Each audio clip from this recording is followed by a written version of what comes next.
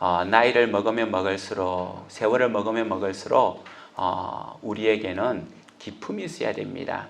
인격에 스며 있는 고상한 어떤 인품이 있어야 되는 거죠. 어떻습니까? 그리고 또 나이가 들수록 또 있어야 되지만 특별히 그리스도인들에게도 기품이 있어야 돼요. 우리의 인격을 변화시키신 분이 우리 주님이시고 또 우리를 다듬어 가시고 만들어 가시는 분이 주님이기 때문에 예수님을 믿는다고 한다면 모든 그리스도인들은 기품이 있어야 돼요. 그래서 주변 분들에게 참 기품이 있습니다 라고 한번 인사해 주시겠어요? 그런 칭찬 처음 들어보죠? 그래요. 우리 성도님들은 다 기품이 있습니다. 그 기품은요, 주님께서 시작하셨고 우리가 훈련으로 만들어가는 거예요. 그래서 우리의 삶의 연도가 더할수록, 믿음의 연수가 더할수록 기품 있는 그리스도인으로 살아가기를 소원합니다. 우리 성도님들을 만나서 이야기하다 보면 참 좋은 환경에서 태어나서 또 그렇게 사신 분도 계시지만 대부분은 굉장히 어려움을 극복하고 힘들게 여기까지 살아오신 분들이 많은 것을 보게 됩니다. 이야기를 들으면서 참 저 어려움들을 어떻게 극복했을까, 힘든 시간들을 어떻게 보냈을까 라고 하는 생각들을 하게 되는데요. 특별히 우리 권사님이나 우리 집사님들 삶을 들여다보면 힘든 시간들이 참 많았습니다. 가장 힘들게 사신 분이 누굴까요? 우리 성도님들 중에서 누구 찾으라고 한다면 이분도 되겠고 저분도 되겠지만 누가 가장 인생사에 있어서 가장 힘든 시간을 보냈을까요? 성경에 나와 있는 예수님이 실제로는 가장 어려운 환경, 많은 고난을 받으신 분이죠. 예수님께서는 어쩌면 그 삶 자체가 고난의 삶이었습니다. 태어나면서부터 예수님은 산부인과에 가지 못했죠. 산부인과가 다 찬 거예요. 그래서 할 수 없이 말구유에 태어나는 가장 낮은 곳에서 태어났고요.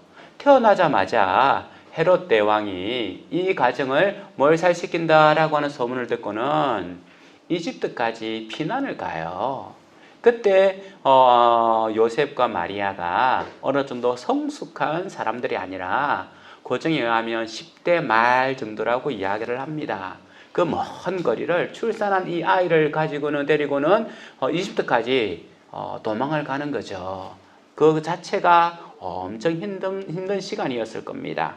뿐만 아니라 얼마 안 돼가지고 자라서 얼마 안 돼서 그의 아버지 요셉이 아마 돌아가신 걸로 그렇게 정확하게 나오진 않았지만 성경학자들은 그렇게 보고 있습니다. 아버지가 돌아가셨어요. 그러니까 그 시대에 아버지가 돌아가신다고 하는 것은 지금과 비교할 수 없는 어려움입니다. 지금은 남편이 돌아가도 물론 힘든 시간을 보내지만 아내들이 일을 하고 또 그렇게 생활을 하잖아요. 그것도 너무너무 힘든 시간입니다. 그런데 그 시대 때는 여자들은 일을 할 수 없는 형편이었어요. 그런 상황이라고 한다면 아버지께서 돌아가신 그 예수님의 가정은 굉장히 힘든 시간을 보냈을 겁니다. 어릴 때부터 그런 시간을 보냈을 겁니다. 그래서 성경에 요한복음에 보면 유대인들이 예수님의 얼굴을 보고는 뭐라고 이야기하냐면 예수님께서 사역을 하신 때가 30대잖아요. 30대인데 예수님의 얼굴을 보고 뭐라고 이야기하냐면 50대로 보고 있습니다. 그래서 예수님을 가리켜서 내가 아직 50세도 안 되었는데 아브라함을 보았느냐. 그 30 초반인 예수님을 50대로 봤다는 거예요. 굉장히 예수님께서 고생을 많이 하셨다라고 하는 것을 볼 수가 있습니다. 저도 이 말씀을 보고는 굉장히 위로를 받아요. 저도 30대에 결혼하기도 전인데 어느 집사님이 저에게 와가지고 몇 전도회, 남전도회죠, 그죠? 남전도회입니까? 물어보더라고요. 남전도회는 보통 결혼을 해가지고 하는 그런 거거든요. 예수님도 30대에 50세로 볼 만큼이나 인생에 있어서 고난의 시간들을 보낸 것을 알 수가 있습니다. 그런데 아직까지 우리가 예수님의 삶들을 살펴보았는데요. 가장 큰 고난의 시간을 앞두고 있습니다. 우리가 잘 알고 있는 것처럼 예수님의 가장 큰 고난의 시간은 바로 십자가 사건이죠. 예수님은 이 모든 고난들을 왜 당하셨는가 라고 하는 것은 성경에서는 성경을 이루게 함이니라 라고 말씀하고 있습니다. 예수님께서는 하나님이시지만 하나님의 능력으로 이 고난을 당한 게 아니에요. 가장 연약한 인간의 모습으로 추우면 춥고 더우면 덥고 슬프면 울고 고통스러우면 아파하는 연약한 인간의 모습으로 이 모든 고난을 견뎌내시고 이겨내심은 성경을 이루게 함이고, 또 하나는 이 고난을 통하여 아버지의 온전하신 뜻을 이루기 위함입니다. 우리 삶에 있어서도 고난도 그런 의미입니다. 예수님을 알기 전에 있어서의 고난은 우리의 삶을 파괴하고 우리의 삶을 가로막는 장애물이지만, 예수님을 알고 난 후에 당하는 고난들은 이 고난을 통하여 아버지의 뜻을 분별하고 아버지의 뜻을 이루기 위한 과정입니다. 오늘 말씀을 통해서 예수님께서는 구체적으로 어떤 고난을 당하셨는가 라고 하는 것을 살펴보고자 합니다. 예수님께 어떤 고난이 있었는가? 마가복음 14장 33절에 이렇게 기록하고 있습니다. 베드로와 야고보와 요한을 데리고 가실새 심히 놀라시며 슬퍼하사. 34절에서는 내 마음이 심히 고민하여 죽게 되었으니. 예수님께서 당하신 고난 앞에서 그분의 마음이 어땠는지를 보여주고 있는데, 심히 놀라시며 슬퍼하더라. 심히 놀라다라고 하는 원어에서 가지고는 에크담베오라고 하는 단어를 사용하는데요. 이 의미는 두 가지를 가지고 있습니다. 하나는 매우 놀라다. 그 놀람으로 인하여서 공포에 떨다라고 하는 겁니다. 여러분 한번 생각을 해보십시오. 예수님께서 공포에 떨다니, 그죠? 상상이 잘 안 되는 거잖아요. 예수님은 항상 뭔가 당당한 것 같고, 고난 앞에서도 의연한 것 같은데, 아무리 고난의 강한 바람이 불어온다 할지라도 바위에 같이 꿈쩍하지 않을 것 같은데, 예수님께서도 고난 앞에서 놀라면서, 눈이 커지는 거죠. 눈이 커지고 놀라면서 공포에 떨었다라고 하는 것, 참 우리가 상상하기 힘든 단어입니다.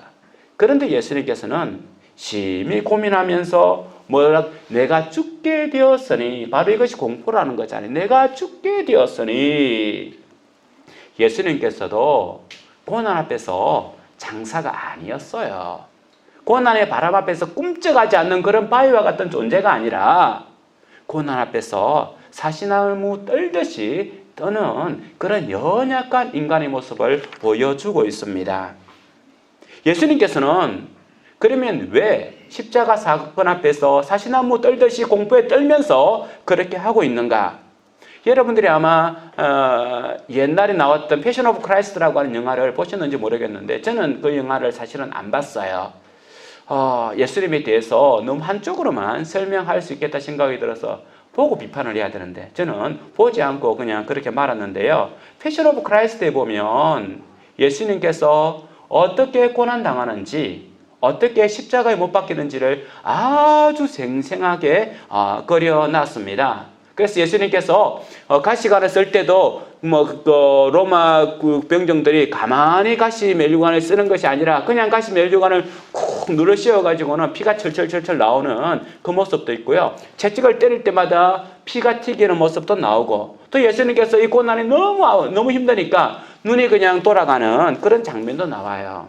예수님께서 십자가 위에서의 갈증, 십자가 위에서의 고통, 아픔, 조롱, 이것에서도 예수님께서는 굉장히 힘들어 하셨습니다. 아파하셨습니다. 고통을 드러내셨습니다. 그런데 예수님께서 당하신 이 고통, 십자가에서의 고통이 단순한 이런 육체적 고통 때문에 예수님께서 지레짐작 겁을 먹었을까요? 패션 오브 크라이스트에 있어서는 이 십자가의 고통이 얼마나 큰 고통인지, 예수님께서 당하신 이 아픔이 얼마나 큰 아픔인지 패션 오브 크라이스트에서는 보여주고 있지만, 예수님께서 바로 이 공포스러워하고 사시나무 떨듯이 하는 것이 이 십자가 사건 앞에서 어리짐작 두려워서 그렇게 했을까요?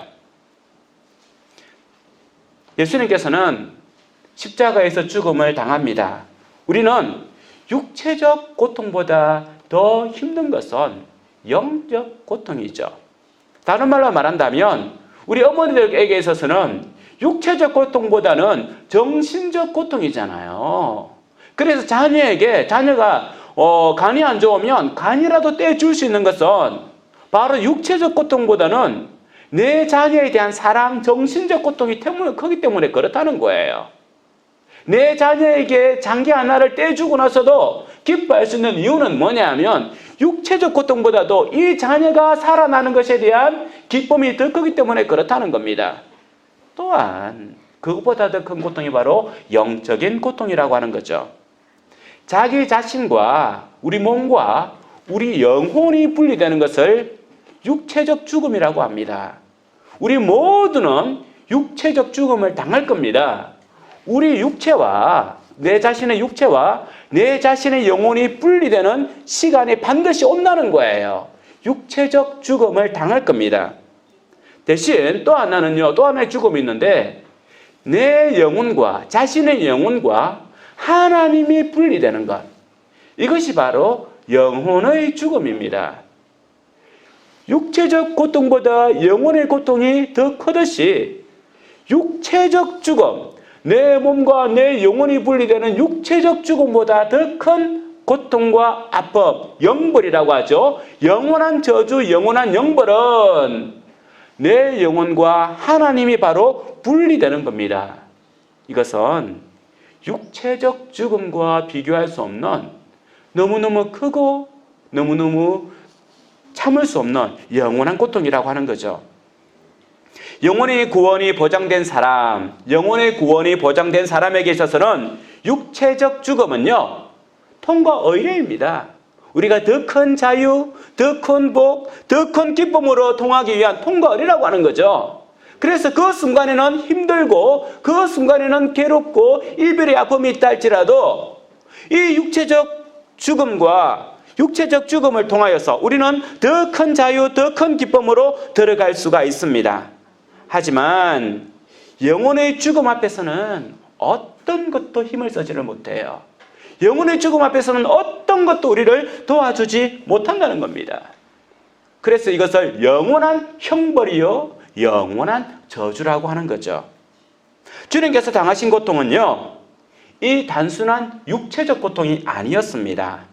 영혼의 죽음을 맛본 거죠. 그래서 예수님께서는 공포에 떨고 어려워하시는 겁니다. 단순히 육체적 고통이라고 한다면요, 물론 힘들고 어려워요. 하지만 이렇게까지는 하지 않았겠다 생각이 드는 겁니다. 예수님께서 당하신 고난은 육체적 고통을 넘어 영혼의 고통이었습니다.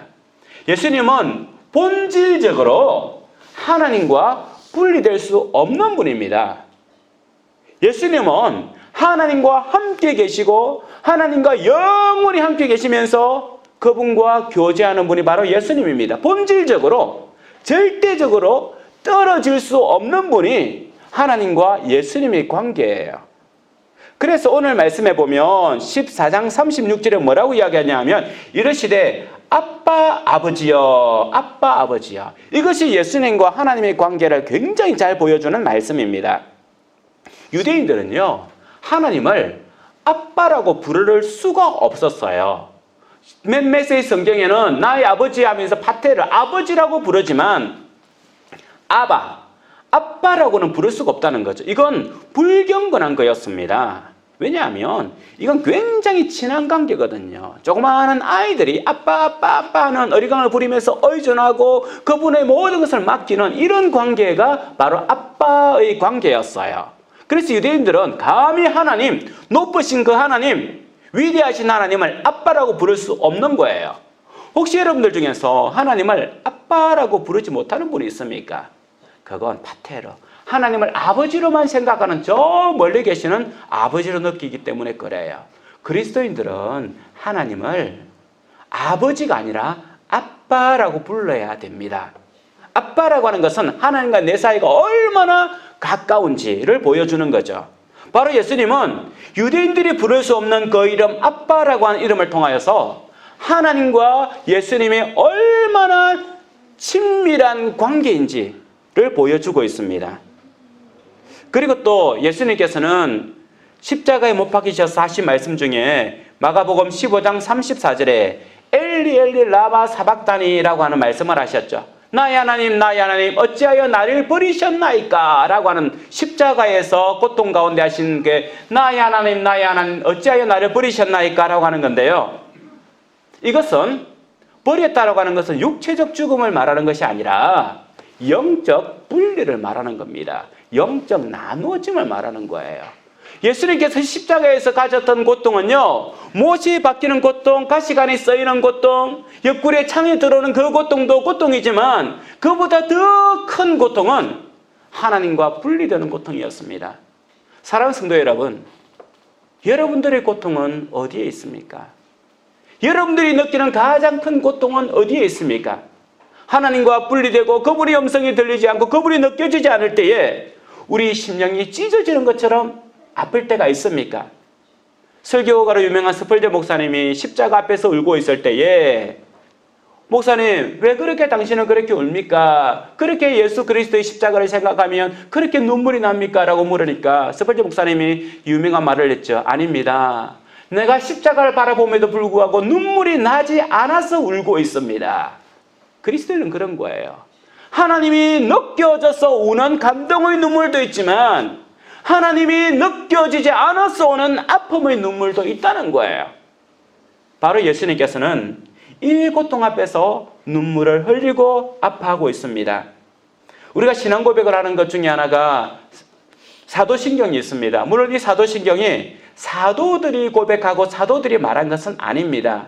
교회의 역사 가운데 다듬어졌고 만들어진 건데요. 그 신앙 고백 중에 그렇게 있죠. 우리 성경에는 번역되지 않은 성경 구절 그 고백인데요. 어떤 게 있냐면은 그분이 예수님께서 십자가에 못 박혀 죽으시고 장사되고 땅에 묻히시고 난 다음에 영어 성경에는 He descended into hell. 그분이 어디로 들어갔냐 하면 지옥에 들어가셨고 라고 하는 단어가 나와요. 물론 우리의 사도신경에는 고백하지 않습니다. 그런데 영어 사도신경에는 예수님께서 지옥에 내려가셨고 라고 하는 것이 나와요. 이게 어떻게 된 거냐라고 많은 사람들이 의문을 가지는데 사도신경에 대해서는 다음에 한 번 더 이야기하겠지만 이것에 대한 여러 해석들이 있습니다. 첫 번째로는 예수님께서 진짜 지옥에 가셔서 가가지고는 그곳에 있는 곳에 선포하셔서라고 하는 해석도 있고, 우리가 받아들이는 해석은 뭐냐 하면 예수님께서 지옥에 내려가는 고통을 겪으셔서, 곧 그 말은 지옥에 들어가는 고통은 뭐냐 하면 하나님과 분리되는 고통이 바로 지옥에 들어가는 고통이라는 거예요. 그래서 영적 분리의 고통을 예수님께서 당하셔서라고 하는 것이 예수님께서 지옥에 내려가셨고라고 하는 것으로서 해석하기도 하고 있습니다. 어떻든지 예수님께 가장 큰 고통은 하나님과 나누어지는 고통이었습니다. 하나님과 분리되는 고통이었어요. 이 고통 앞에서, 이 고난 앞에서 예수님은 어떻게 이 문제를 해결하고 있을까요? 우리는 우리에게 다가오는 여러 가지 고난들을 어떻게 해결할 수 있겠습니까? 예수님은 계속해서 우리에게 보여주는 유일한 방법은 첫 번째로는 바로 기도하는 거라는 겁니다. 기도하는 것. 하나님을 만나는 유일한 소통의 방법이 뭐예요? 기도하는 겁니다. 그분을 찾아가는 겁니다. 그래서 14장 34절과 35절 한 번 더 다시 읽겠는데 같이 한번 읽어보도록 하겠습니다. 시작. 말씀하시되 내 마음이 심히 고만하여 죽게 되었으니 너희는 여기에 머물러 껴있으라 하시고 조금 나아가사 땅에 엎드려 될 수 있는 대로 이때가 자기에게 지나가기를 구하여. 예수님께서는 이 고난이 있는 그날 밤 기도의 자리에 나간 거예요. 도망친 게 아닙니다. 기도의 자리로 나간 겁니다. 기도는요, 하나님과 주파수를 맞추는 거예요. 하나님과 주파수를 맞춘다고 하는 것은 나의 주파수를 내려놓는 겁니다. 내 생각을 깎는 거예요. 내 생각을 깎는다고 하는 것은 인고의 시간입니다. 정을 가지고, 조각가가 정을 가지고 어떤 형상을 다듬어 가듯이 기도의 시간은요, 날카로운 정을 가지고 하나님과 맞지 않는 것을 잘라내는 시간이 바로 기도의 시간입니다. 기도는요, 하나님을 아는 것으로 끝나는 것이 아니라 하나님의 뜻에 내 마음을 맞추고 생각을 맞추고 수정하는 시간이라는 거예요. 그래서 어떤 사람에게는 기도는요, 긴 고통의 시간이기도 하고 자기를 깎는 시간이기도 합니다. 우리가 한번 예수님의 기도를 들어보겠는데요. 마가복음 14장 36절 예수님의 기도를 같이 한번 읽어보겠습니다. 시작.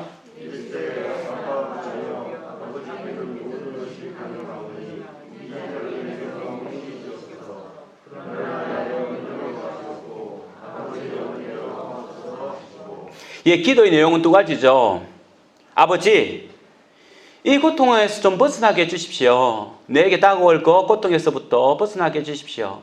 두 번째 기도는 뭡니까? 그럼에도 불구하고 그 고통을 당하지 않았으면 좋겠지만 아버지께서 인도하신다면 그 길을 가겠습니다. 자기를 깎는 거잖아요.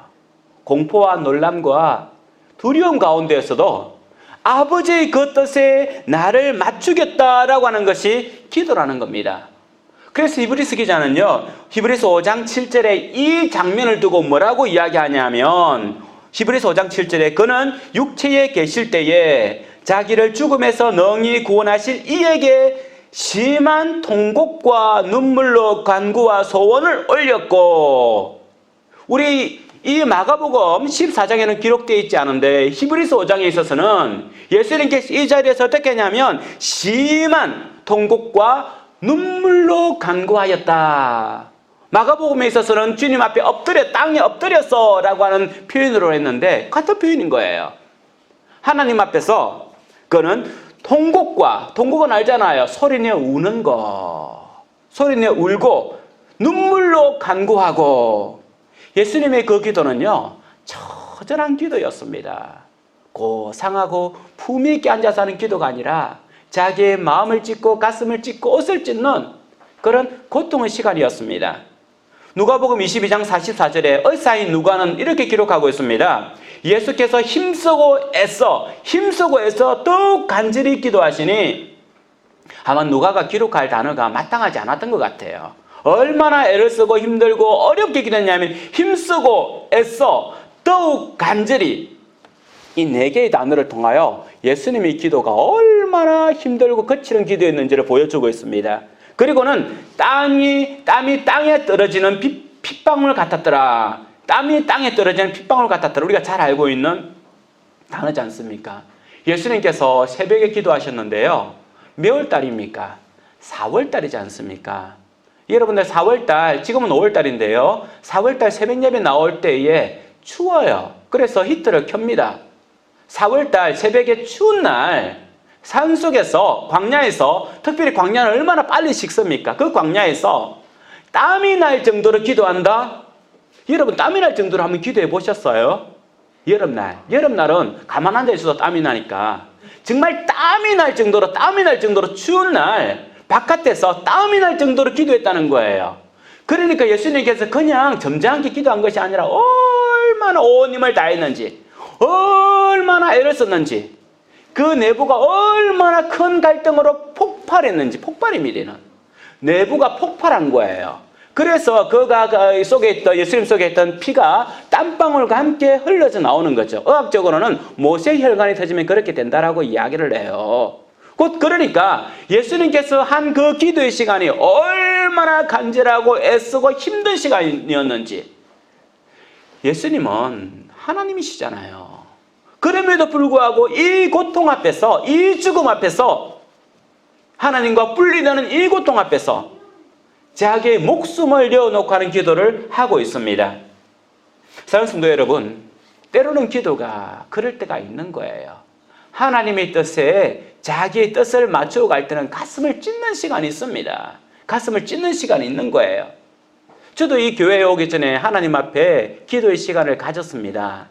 제가 이 교회에 와야 될 때에 저 마음에는 때로는 감사하는 마음도 있었지만 그렇지 못한 마음이 있었던 것도 솔직히 있거든요. 그러면서 하나님 앞에 질문을 던진 것은, 하나님 왜 제가 가야 합니까?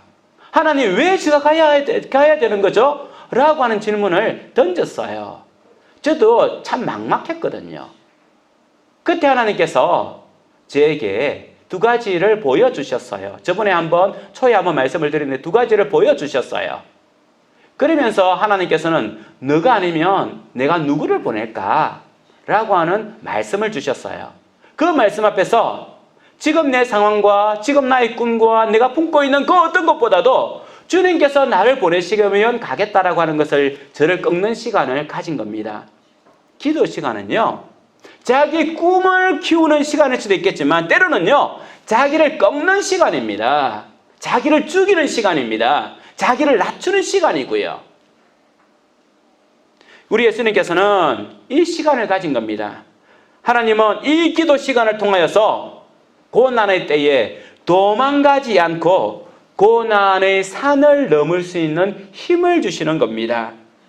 나의 뜻대로 되지 않더라도 기도함으로 말미암아 생긴 그 힘으로 높은 고난의 산을 넘고 또한 이 산을 넘을 수 있는 인내를 가지며 용기를 가지는 것이 기도의 시간입니다. 기도는 해결하는 시간이 아니라 기도를 통하여서 아버지의 뜻을 찾고 그분의 뜻에 내 생각을 맞추고 그 길을 갈 수 있는 힘을 얻는 시간이 바로 기도의 시간입니다. 기도를 통하여서 우리는 소망의 빛을 볼 수 있습니다. 예수님은 십자가 짊어져야 되는 그 상황에서 캄캄한 어둠의 그 상황 가운데서 구원의 빛, 소망의 빛을 본 겁니다. 히브리서 12장 2절에 보면 우리가 잘 알고 있는 구절이죠. 믿음의 주여 또 온전케 하시는 이인 예수를 바라보자. 그는 그 앞에 있는 기쁨을 위하여 십자가를 참으사 부끄러움을 개의치 아니하시더니 하나님 보좌 우편에 앉으셨느니라. 예수님께서 십자가의 고통과 아픔을 참을 수 있었던 것은 타락한 우리, 죄인된 우리를 구원하기 위한 계획을 바라보는 소망의 빛이 있었기 때문에 그렇다는 거죠. 이것 때문에 주님께서는 자신에게 다가올 그 죽음을 받아들이는 거예요. 주님께서 우리를 구원하겠다라고 하는 그 구원의 빛을 바라보면서 고난의 터널을 지나가고 있습니다. 그래서 사도행전 2장 36절에서는 또한 이렇게 기록하고 있습니다. 그런즉 이스라엘 온 집은 확실히 알지니 너희가 십자가에 못 박은 이 예수를 하나님이 주와 그리스도가 되게 하셨느니라. 십자가에 못 박히셔야만이 우리 주와 그리스도가 되는 걸 아셨기 때문에 주와 그리스도가 되시기 위하여 십자가에 못 박히셨다는 거예요. 이 기도의 시간을 통하여 구원의 소망, 메시아의 소망을 바라본 겁니다.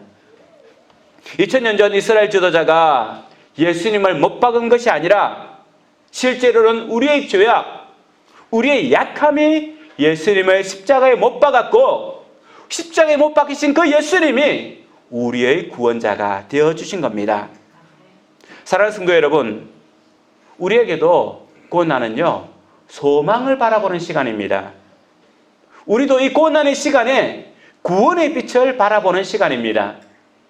사도행전 마지막 장에 가면 사도 바울이 3차 전도 여행을 통하여 복음을 많은 곳에 선포했습니다. 한데 하나님께서는 이 사도 바울의 죽음을 그냥 내버려 두지 아니하고 마지막까지 복음의 제물로 복음을 선포하는 제물로 삼으셨죠. 그래서 그가 이제는 그의 고향을 떠나고 그의 복음을 전하는 안디옥을 떠나서 어디로 가냐 하면 로마로 잡혀갑니다. 로마로 잡혀갈 때에 미안이라고 하는 곳에 도착을 했었는데 백부장에게 이야기를 하죠. 여기서 우리가 좀 겨울을 지나는 것이 좋겠습니다. 좀 있으면 광풍이 불어서 우리가 어려울 수 있으니까 이 항구에서 지냈으면 좋겠습니다 라고 이야기를 했어요. 그랬더니만 백부장이 선장과 선원들에게 묻습니다. 포로인 바울이 들었죠. 묻는 거죠. 그러면서 물으니까 선주가 뭐라고 이야기하냐면 여기 말고 조금만 더 가면 베닉스라고 하는 도시가 있는데 미양은 너무 작아서 우리가 지내기가 불편합니다. 좀 더 큰 도시인 베닉스에 가서 지내면 좋겠습니다. 뭐 날씨도 괜찮은 것 같으니까 출발하면 되겠습니다라고 해서 출발을 해요. 그런데 얼마 가지 못해서 유라굴루라고 하는 큰 광풍이를 가지고는 이 배가 정처 없이 파산을 당해서는 막 떠돌게 되죠. 그러면서 가지고 있는 모든 물건들을 바다에 떠뜨리고 음식도 맨날 며칠 먹지 못하고 거의 죽을 지경에 이르렀습니다. 성경에 보면 사흘 동안 그들이 빛도 보지 못하고 달도 보지 못하고 죽음에 이르는 거예요. 먹지도 못한 겁니다. 이제 그들이 그 배 간판에서 우리가 다 죽게 되었구나. 방향도 잃어버렸고 먹을 것도 없고 이제 우리가 죽게 되었구나라고 해가지고 간판에 엎드려서 죽기만을 기다리고 있을 때에 그때 바울사도가 일어나서 뭐라고 이야기하냐 하면 바울사도가 이렇게 이야기합니다. 너희를 권하노니 이제는 안심하라. 너희 중 아무도 생명에 아무런 손상이 없겠고 오직 배뿐이라. 내가 속한 바 곧 내가 섬기는 하나님이 사자가 어젯밤에 내게 서서 말하되 사울아 두려워 말라. 내가 가이사 앞에 서야 하겠고 또 하나님께서 너와 함께 항해하는 자를 다 내게 주셨다 하였으니 모든 사람은 간판에 엎드려서 이제 우리가 죽게 되었구나. 이제는 죽은 목숨이야 라고 있을 때에 홀로 그 가운데 일어선 사람이 있죠. 바울 사도가 배 가운데 우뚝 서더니만 외친 겁니다. 두려워하지 말라. 지난 밤 하나님께서 천사를 통하여 나에게 말씀해 주셨는데 내가 가이사 앞에 서야 되겠고 함께 가는 여러분들도 다 지켜줄 것이다라고 말했습니다 라고 선포하는 거예요. 바울 사도가 지난밤에 뭘 했을까요? 기도하는 시간을 가졌다는 거죠. 기도하는 가운데에 소망의 빛을 본 겁니다. 이 광풍을 맞아서 죽음이 아니라 하나님께서 계획 하신 그 길까지 간다는 거죠. 그리스도인들은요 광풍 가운데서도 소망의 빛을 볼 수 있는 겁니다. 바로 그럴 때에 다른 사람들에게 진리를 이야기할 수 있는 거죠. 성경에 보면 주님께서는 이 일들을 통하여서 이뤄가는 모습들을 많이 보여주고 있습니다. 두 번째로는 고난의 밤이 다가오면 우리는 깨어 있어야 합니다. 깨어 있는다, 기도한다라고 하는 것과 비슷한 의미를 가지고 있지만 우리는 지속적으로 성경에 나와 있는 것 중에 하나가 깨어 있어야 된다라고 말씀하고 있습니다. 그리스도인에게 있어서 아무리 강조해도 부족함이 없는 것이 뭐냐 하면 깨어 있으라, 깨어 있으라 라고 하는 거죠. 예수님도 마지막 제자들에게 부탁한 것이 뭐냐 하면 34절에 여기 머물러 깨어 있으라. 내가 저곳에 가서 기도할 테니까 너희는 여기 있어서 깨어 있으라 라고 말씀하고 예수님께서 기도하고 돌아오십니다. 기도하고 돌아오니까 제자들이 뭐하고 있습니까? 자고 있죠. 그래서 다시 뭐라고 하냐면 너희가 한 시간도 깨어있을 수 없더냐? 깨어있으라 라고 말합니다. 깨어서 기도하라고 말씀하고 나서 주님께서 또 가시죠. 제자들에게 지속해서 말하는 게 뭐냐면 깨어있으라 라고 하는 겁니다. 고난의 밤이 다가오면 우리는 깨어있어야 합니다. 예수님께서 이전에 마가복음 13장 33절에도 우리가 살펴본 바에 의하면 말세 때가 되매 주의하라 깨어있으라, 말세 때가 되매 깨어있으라 라고 말하고 있습니다. 베드로전서 5장 8절에도 근신하라 깨어라 너희 대적 마귀가 우는 사자같이 두루다니며 삼킬 자를 찾나니 사자와 같이 삼킬 자를 찾는데 깨어있으라라는 거예요. 여러분들이 동물의 왕국을 보면 가장 잘 잡히는 동물이 뭐예요? 사자가 막 공격을 할 때에 제일 늦게 뛰는 놈, 약한 것을 잡아먹죠. 그런데 하물며 도망가지도 않고 그냥 꾸벅꾸벅 사자가 나타났음에도 불구하고 꾸벅꾸벅 졸고 있거나 계속해 자고 있으면 뭐예요? 이건 완전히 사자 앞에 차려놓은 밥상이죠. 그와 같다는 거예요. 세상을 살아가는 우리 그리스도인들이 깨어있지 못한다면 사자들이 마귀들이 삼킬 수 있는 그런 밥이라는 겁니다. 깨어있는다고 하는 것은 뭘까요? 변화, 내적 변화, 영적 변화를 지속해서 가지는 겁니다. 주님을 향하여 주님을 표대로 삼아서 우리의 삶을 지속해서 바꾸어 나가는 것이 깨어있는 겁니다. 눈만 번쩍 뜨고 있는 것이 아니라 우리 삶을 깨어있게끔 한다는 것은 내 내적 변화가 일어나는 거예요. 우리는 얼마나 잠자고 있을 때가 많습니까? 데살로니가전서 5장 6절에서 보면 그러므로 우리는 다른 이들과 같이 자지 말고 오직 깨어 정신을 차릴지니라. 자고 있지 말라라는 거예요. 우리는 영적으로 잠들지 않게 노력해야 됩니다. 어떤 것이 영적 잠에 빠져 있는 겁니까? 우리 속에 구원의 불이 꺼져버려서 구원의 기쁨이 사라진 것, 말씀을 듣지만 그 말씀이 내 심령을 쪼개지 못하고 말씀이 잘 들어오지 않는 것, 죄에 대해서 민감하지 못하고 우리가 그냥 대충대충 타협하며 살아가는 것, 하나님의 시선으로 세상을 보지 않고 내가 보고 싶은 대로 세상을 보고 내가 살고 싶은 대로 살아가며 내 기분대로 행하는 습관대로 살아가는 것, 이 모든 것이 영적으로 잠들어 있는 겁니다. 우리가 주님 앞에 나왔지만 주님의 그 얼굴을, 그 도우심을 구하는 마음이 없으면 영적으로 잠들어 있는 거죠. 영적 변화, 내적 변화가 일어나야만 이 세대를 본받지 않고 깨어서 주님을 계속해서 지향하며 나갈 수 있습니다. 우리 교회에서 임마누엘 저널링을 하는데요. 임마누엘 저널링이 실제로는 영적 깨움을 가지기 위한 훈련이죠. 영적 깨움, 내적 변화를 위해서는 훈련을 계속해서 받아야 됩니다. 임마누엘 저널링에 있어서 훈련의 첫 번째 단계가 뭐냐 하면 하나님 감사합니다 라고 하는 거예요. 나에게 주신 모든 환경과 어쩌면 고난이 할지라도 이것에 대하여 감사합니다 라고 한 다음에 이것이 감사한 이유는 하나님께서 나에게 이렇게 해주셨기 때문에 감사해요 라고 감사 이유를 올려드립니다. 그리고 나서 세 번째가 바로 민감하게 우리의 영적 귀를 열어서 하나님이 지금 나에게 어떤 말씀을 해주시는지 듣는 거예요.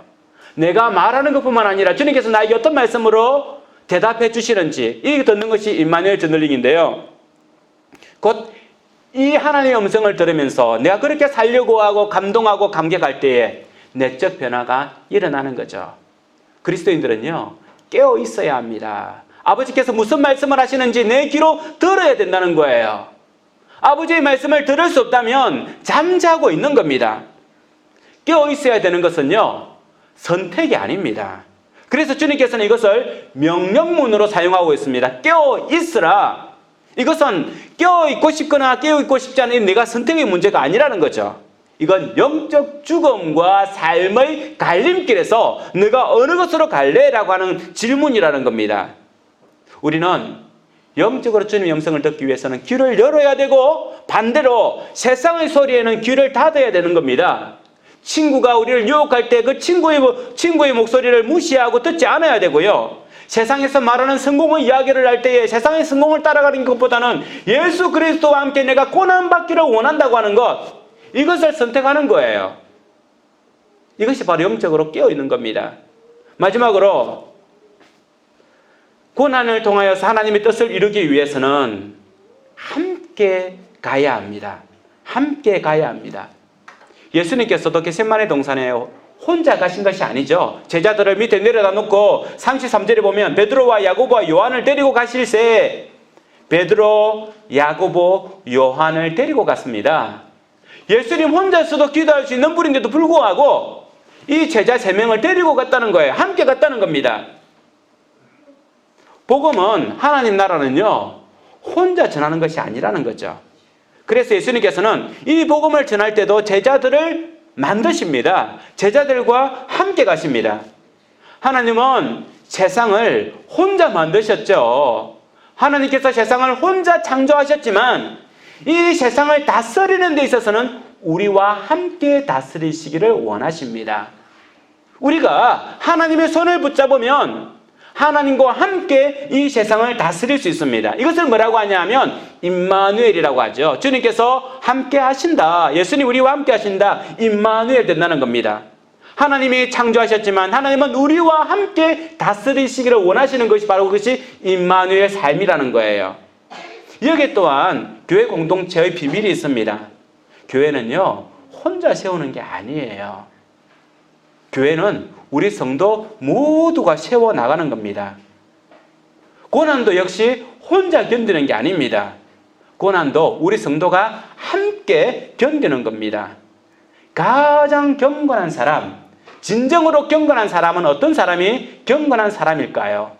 종교생활과 종교적 행위를 많이 하는 사람이 경건한 사람이 아니라 야고보서 1장 27절에 보면 하나님 아버지 앞에서 정결하고 더러움이 없는 경건은 고아와 과부를 그 환난 중에 돌보고 또 자기를 지켜 세속에 물들지 아니하는 그것이니라. 고아와 과부를 환난 중에 돌보는 것, 다른 사람들의 고통과 아픔을 돌볼 수 있는 그것이 그리스도인들의 참된 경건이라는 겁니다. 고통을 나누는 것이 참된 경건이라고 하는 거죠. 얼마 전 우리 교회에서 얼마 되지 않지만 긴급재난금을 나눠준 이유는 거기에 있습니다. 하나님이 여러분들의 고통을 알고 계십니다. 교회가 우리 성도님들과 함께 하기를 원합니다. 위로를 드리고 싶었고 격려를 드리고 싶었던 거예요. 우리 성도들 중에서 이것을 굉장히 감사하면서 하나님의 큰 위로로 받아들여서 너무너무 감사한데요. 그렇습니다. 하나님은요, 우리가 고난 가운데 있을 때에 모른 체하고 뒷짐지고 계신 분이 아니라는 겁니다. 적극적으로 들어오셔서 우리와 함께 하기를 원하시는 주님입니다. 그래서 예수님께서 14장 42절 같이 한번 읽어보도록 하겠습니다. 마가복음 14장 42절입니다. 시작.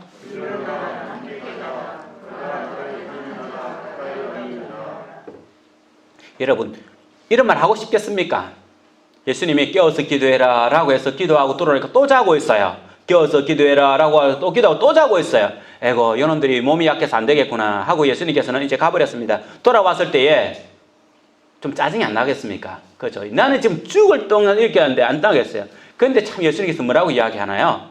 일어나 함께 가자. 일어나 함께 가자. 이게 예수님 마음이에요.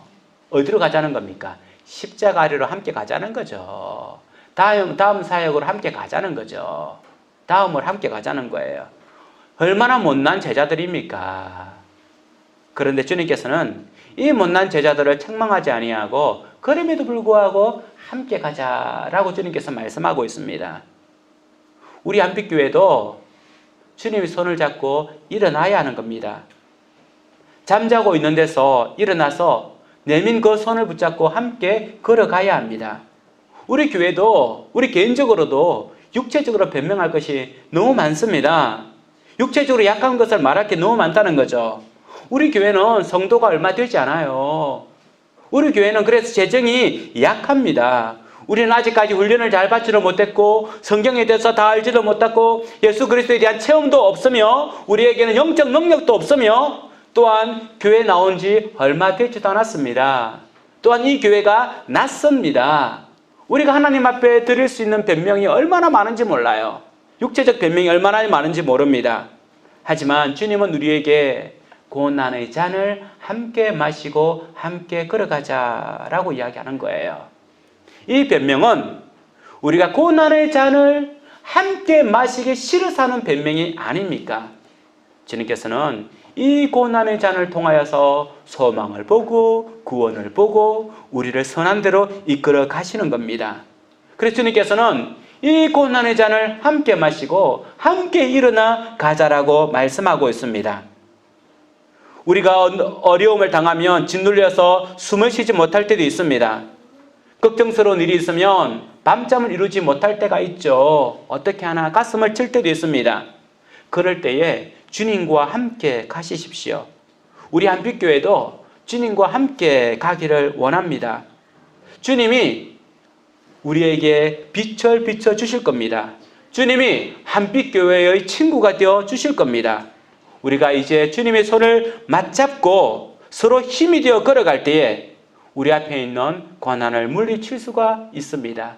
바로 여러분 옆에 있는 그 사람이 함께 손을 잡아야 될 사람이고 함께 고난을 헤쳐가야 될 사람이고 우리 한빛교회가 고난 가운데에서 다시 일어나서 주의 빛을 비춰야 될 그 동료들이 바로 옆에 있는 우리들이며 우리 한빛교회입니다. 손잡고 일어나서 주님께서 제시하는 그 길로 뚜벅뚜벅 걸어갈 수 있는 우리 한빛교회 성도님들이 되기를 주님의 이름으로 축원합니다.